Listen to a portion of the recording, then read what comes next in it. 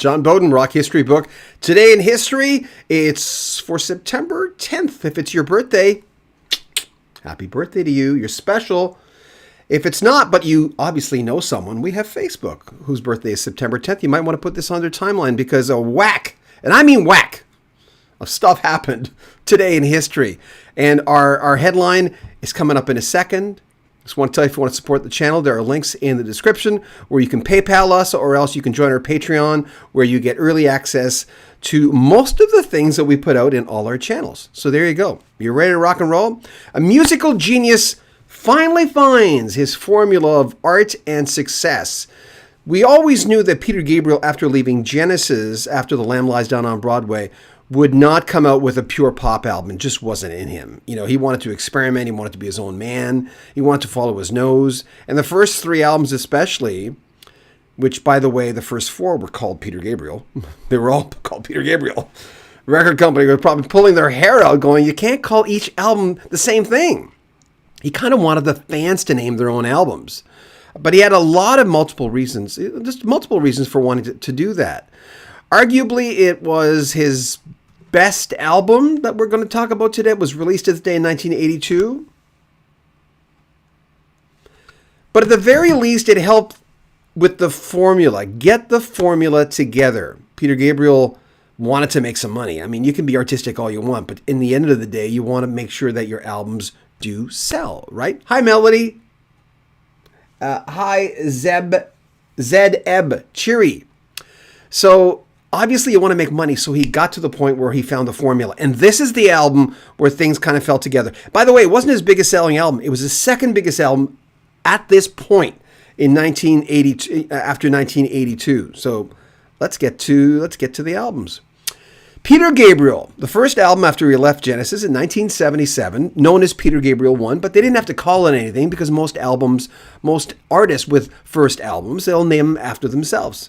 Self-titled, usually. And it's very common in the 70s and 80s. But people ended up, because he called the first four albums Peter Gabriel, giving it a name. So it was either Peter Gabriel 1 or hence the guy in the car, in the turquoise, greenish car. It reached number 7 on the UK charts, number 19 on the US charts. The second one didn't do quite as well. Peter Gabriel, yes, it was called that again. Peter Gabriel 2, as a lot of people called it, or Scratch. It was number 10 on the UK charts, reached there, and number 45 in the US. So it didn't, I mean, the top 40 as far as charts is not a thing, right? It's the top 100, and in the Billboard charts, it's really the Billboard 200, right? But it really didn't even reach 40. It reached number 45. He was a little out there, though, back then. And Peter Gabriel in 1980, known as Peter Gabriel 3, or hence the face melting, peaked at number 1 on the UK charts. And a lot of people will argue with me and say that's where he found the formula. But I just thought on Security, he really had it. He really, really had it well. So it's arguable. Can I understand that? Peter Gabriel 3 or Melt, and then, of course, the album that we're talking about. Can you see it? There you go. Love this album. Loved the difference. I think for me was I loved everything on this fourth one. Everything. It was released on this day in 1982. And of course, hold on. After that was the big album. The album that changed everything. His biggest album, which of course was number 1 in multiple countries all over the world. This was the epitome of what Peter Gabriel could do on the pop charts. But we're not here to talk about that today. Hold on. Okay, I was 22 years old when Security was released. I was just in radio school. And Ultimate Classic Rock, I noticed today, had a great article on Security. They pointed out that he began the journey of success with Security. And he got into that African sound with Security as well. And the album, it's Peter Gabriel with the album, with the hold on. There we go. Oh, I'm just pressing the wrong buttons today. Gabriel told South Bank Show in 1982, I think The rhythm is like the spine of the piece. And remember, the album was very rhythmic. If you change that, then the body that forms around it changes as well. So the style of writing, which I was doing back then, was very different from what I had done before. So, and I find this journey that he took very primal on so many different levels. I just loved what he was doing. The core of the band back then was Jerry Marotta on drums, bassist Tony Levin, guitarist David Rhodes, and keyboardist Larry Fass. There's so many good things about this album that I just, I still listen to it a lot. And that's the other thing. You could be growing up with something and you look back and you'll find a piece of paper that has your favorite songs or albums of 1982. But you ask yourself, do you still listen to those? Sure, they were important then, but there's something to be said. It doesn't have to. You don't have to listen to something forever. But there's something to be said about an album that stands the test of time for you. Those are a little special. You put those in a different category. Here's Peter Gabriel with Phil Collins. Like, for instance, Rhythm of the Heat on the album was Peter Gabriel reading Carl Jung, Symbols of Interpretations of Dreams. He says there is part in the book where the psychologist, Carl Jung, becomes overwhelmed within an African drum circle. Now, here he is, this man who's studied the brain all his life and is having problems with something in spite of himself. It just overwhelmed him.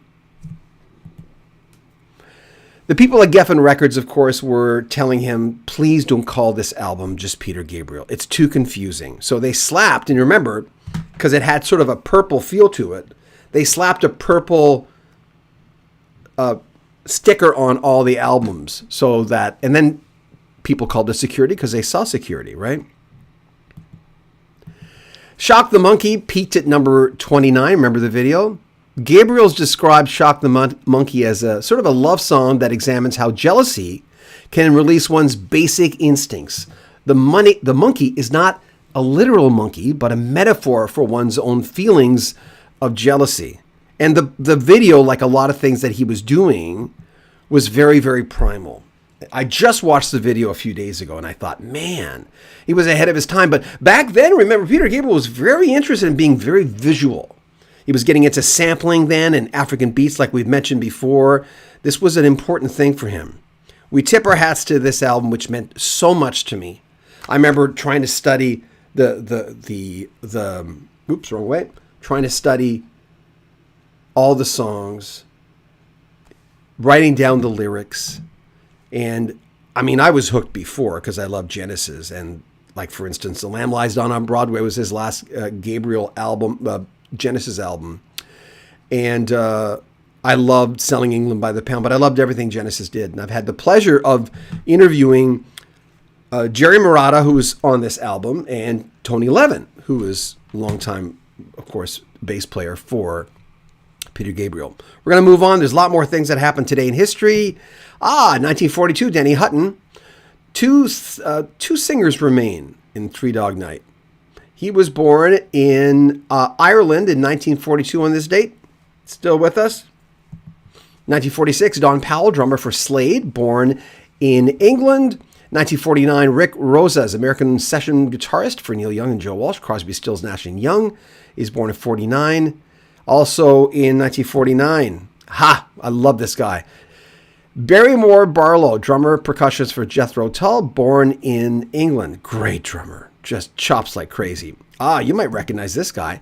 Joe Perry, born on this day in 1950. He's got 10 years on me. Born Anthony Joseph Perry in Lawrence, Massachusetts. What a guy.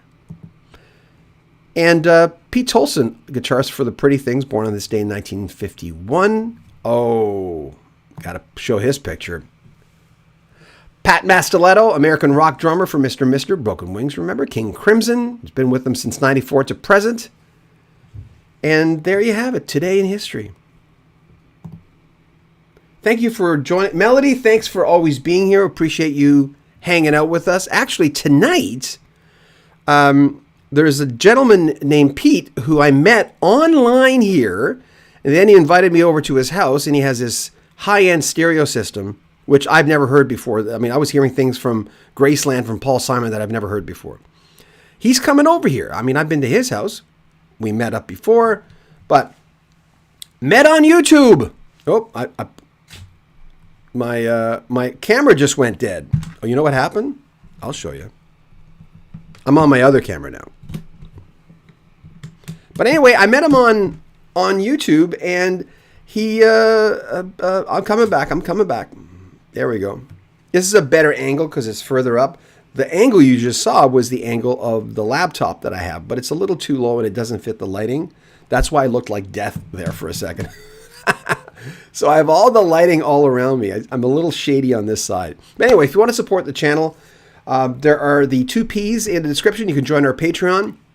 For anyone who's on our Patreon, I know Melody is, we're adding tomorrow a whole whack, that's a new word, whack of stuff. We're reloading an awful lot because we've got a lot of new interviews. So we're going to be adding a lot of interviews that will be released in the next month and 2. So there you go. Durban, John, I really appreciate your love for Genesis as I share that love of the best rock music ever made. Thank you. I appreciate that, Durban. Thanks for hanging out with us.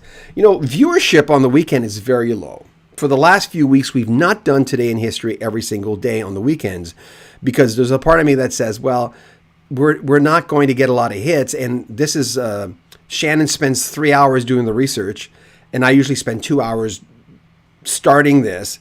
And then I come on and you go, okay, a video that gets 500 hits, you spend 6 hours on, that's just, it's like throwing money out the window. But we love doing it. Okay, I love doing it. It's hard on Shannon because she has to double check things, and this is not her era, her lane in music. But I like doing it. I like being on live. So as for the foreseeable future, we're going to continue doing Today in Rock History. And since I'm such a big Peter Gabriel fan, oh, I love the man. He's got a new album coming out. One thing before I leave, I'll tell you, I interviewed Steve Hackett, I think the 8th time of the former Genesis guitarist. And I knew he had talked to Peter Gabriel because they share birthdays on the same month birthdays as I do for February. So I asked him, have you heard the new Peter Gabriel album? He says, no, but Peter is not the type of guy that's going to go around sending demos of his music to his friends. And they are still friends after all these years. Anyway, it's John Beaudin. We're going to take off. Look, we got this camera thing again. We got this stupid angle. Hold on. I just have to, if you hit it a few times, it'll work really, really well. See, now it's thinking, and now I'm coming back on, and because I put the Peter Gabriel album on top of the cord. Go figure. Anyway, thanks, guys, for hanging out with us. If you want to support us, there are links in the description of this video. Happy weekend. I hope you're having a great weekend. John Beaudin, Rock History Book. Take care. Love you guys.